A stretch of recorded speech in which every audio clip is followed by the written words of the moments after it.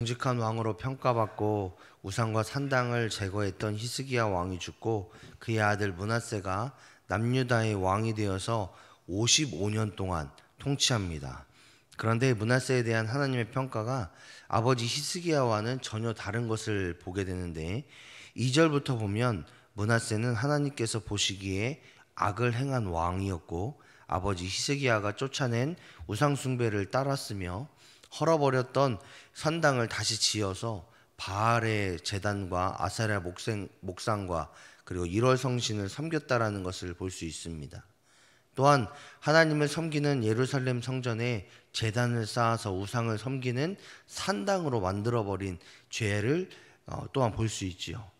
또 자기 아들을 불 가운데 지나가게 하는 인신제사를 드렸고 신접한 자와 박수를 신임하며 자신과 나라의 통치를 하나님이 아닌 우상에게 맡기는 그런 어리석은 행동을 이 므낫세라는 왕이 하게 된 겁니다.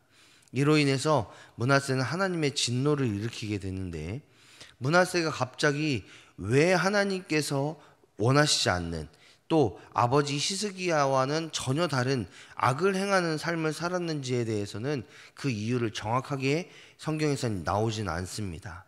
하지만 우리가 성경을 통해서 혹은 이 환경적인 것들을 통해서 유추해 볼 수 있는 것은 히스기야는 이미 다윗과 버금가는 하나님께 정직한 왕으로 평가받았던 왕이었고 어머니 헵시바는 이름의 뜻이 나의 기쁨이 내 안에 있다라는 뜻으로서 예루살렘의 별명이기도 했습니다.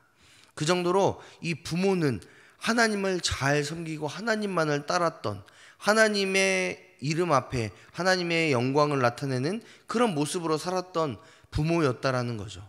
하지만 자신의 아들인 므낫세에게는 이 신앙을 물려주지 못했던 그런 부모이기도 했습니다. 자신들은 하나님께 인정받았지만 아들에게는 그런 삶을 물려주지 못했고 신앙의 원동력을 가지고 살아가지 못하는 그런 모습을 보여줬다라는 거예요. 이를 통해서 우리는 우리 스스로를 한 번 더 생각해 보게 됩니다. 우리 자녀들에게 세상의 성공과 좋은 것들을 많이 물려줬지만 진정한 구원의 소망 또 하나님을 신뢰하는 믿음을 물려주었는지 그리고 그들로 하여금 나와 같이 믿음의 사람으로서 하나님을 신실하게 섬기고 하나님의 중심으로 하나님의 말씀에 순종하는 삶을 살도록 가르쳤는지 또 그들이 그런 삶을 살아가기 위해서 내가 모범이 되는 삶의 모습을 보여주었는지를 우리 스스로를 돌이켜보게 됩니다. 히스기야는 아들 므낫세에게 부강한 남유다는 물려주었을지 몰라도 하나님을 바르게 섬기고 하나님의 뜻에 순종하는 삶의 모습을 그런 삶을 물려주지 못했습니다.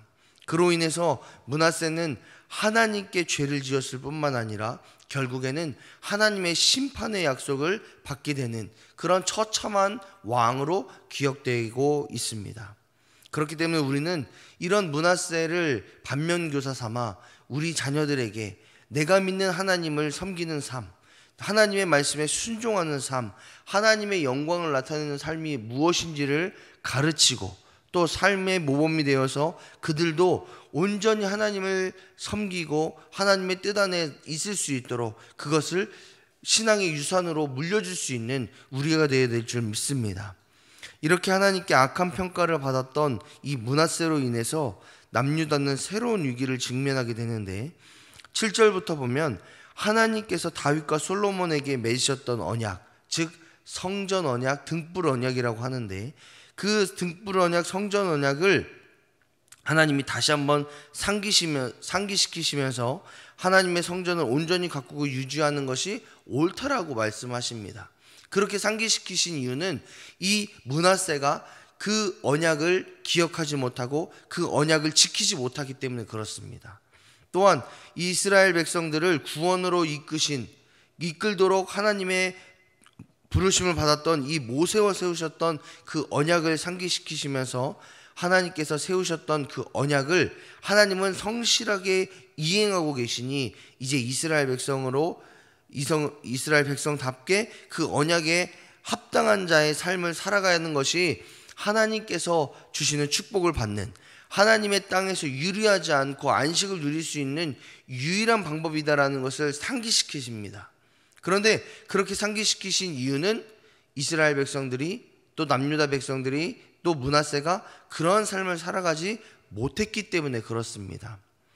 하나님께서는 므낫세의 조상이자 믿음의 모범이 되었던 다윗과 성전을 건축하며 하나님과 언약을 맺었던 이 솔로몬의 기도를 깨닫게 하심으로, 기억하게 하심으로 인해서 므낫세가 걸어가야 될 길은 온전히 하나님을 섬기고 또 하나님 한 분뿐임을, 하나님께 예배해야 된다는 것을 깨닫기를 원하셨습니다. 또한 모세와 맺으셨던 그 언약을 기억하게 하심으로 말미암아 남유다를 하나님의 백성으로 이끌어가야 된다는 것, 더욱이 하나님의 백성으로서의 정체성을 가지고 살아가야 된다는 것을 깨닫게 하심으로 말미암아 회개하고 돌이킬 것을 깨닫게 하기 위해서 이 므낫세에게 이 두 가지 사건들을 이야기하는 겁니다. 그로 인해서 이제 므낫세뿐만 아니라 남유다의 모든 백성들이 우상숭배와 더러운 악습에서 벗어나서 온전히 하나님만 섬기기를 간절히 원하는 것이 하나님 아버지의 마음이다라는 거죠. 그런데 9절의 말씀을 보니까 남유다의 백성들이 므낫세의 꾀에 빠졌다라고 이야기하고 있습니다. 즉 므낫세가 말하고 있는 우상숭배, 또 산당을 짓는 것, 더욱이 인신제사를 하는 그 모든 행위들을 므낫세만 한 것이 아니라 므낫세의 꾀에 빠져 남유다의 모든 백성들이 그렇게 행동했다라는 거예요. 므낫세가 섬겼던 우상을 남유다 백성들이 섬겼고, 산당 제사를 남유다 백성들이 섬겼고, 또 인신 제사를 마치 그것이 자랑인 것처럼 남유다 백성들이 행했다라는 겁니다. 그런데 그 행위가 얼마나 악했냐면 9절의 말씀을 보니까 하나님께서, 여호와께서 이스라엘 자손 앞에서 멸하신 여러 민족보다 더 심했다라고 말씀하고 있습니다. 즉 이스라엘 백성들이 가나안 땅에서 쫓아냈던, 그리고 우상을 숨겼던 수많은 이민족들보다 남유다의 백성들이, 또 므낫세의 꾀에 빠진 이 이스라엘 백성들이 행했던 그 모든 행위들이 더 악했다. 그로 인해서 하나님의 심판을 피할 수 없는 지경에 이르게 됐다라는 것을 이 본문은 이야기하고 있습니다. 이를 통해서 하나님은 우리에게 하나님을 잘 섬기시는 삶을 원하시고 계시다라는 것을 깨닫게 돼요.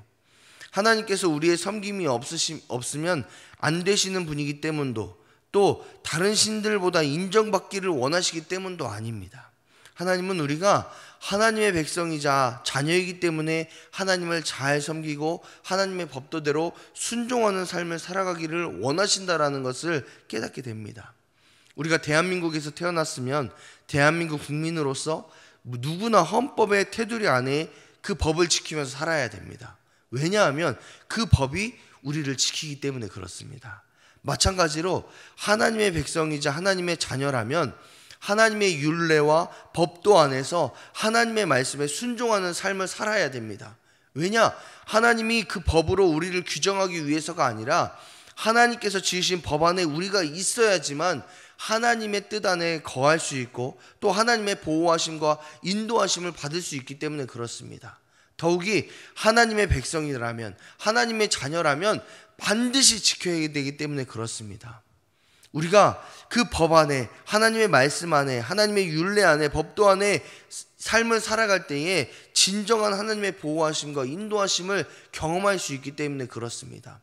이 이스라엘 백성들, 또 므낫세의 꾀에 빠져 우상 숭배하고 또 산당을 짓고 더럽고 추악한 삶을 살아갔던 이 남유다 백성들을 통해서 우리가 깨닫는 것은, 우리도 그런 삶을 살아가야 되겠다, 우리가 그런 하나님의 법도에 어긋난 삶을 살아가는 것이 즐거움이구나, 이것을 깨닫는 것이 아니라 므낫세의 꾀에 빠져 하나님의 뜻에 어긋남으로 말미암아 심판을 받기를 선고받은 남유다의 백성들의 삶의 모습을 보면서 우리는 그렇게 하지 말아야지, 우리는 그렇게 살지 말아야지, 하나님의 율법에, 하나님의 법도에 어긋나는 삶을 살지 말아야지 라는 그 반면교사를 삼아야 된다는 거예요.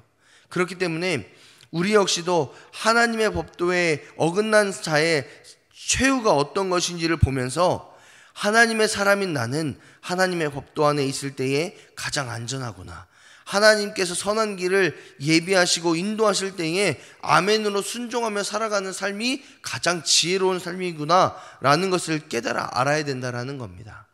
하나님께 사랑하시는 여러분, 저와 여러분의 삶 가운데는 언제나 하나님의 인도하심이 있기를 소망합니다. 하나님의 축복하심이 있기를 소망합니다.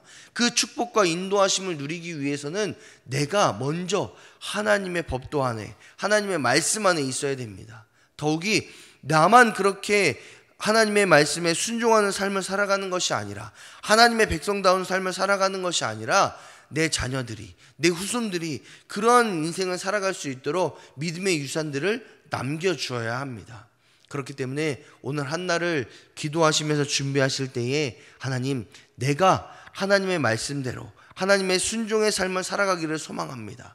더욱이 내가 그런 삶을 살아가는 것을 내 자녀들이, 내 후손들이 봄으로 인해서 그들 역시도 하나님을 믿는 믿음 안에서, 하나님에 대한 신앙 안에서 하나님을 사랑하는 그 마음을 가지고 살아갈 수 있는 믿음의 명문 가문이 우리의 가문이 될 수 있도록 주님 함께해 주십시오 라고 기도하시는 저와 여러분이 되시기를 주님의 이름으로 축복합니다.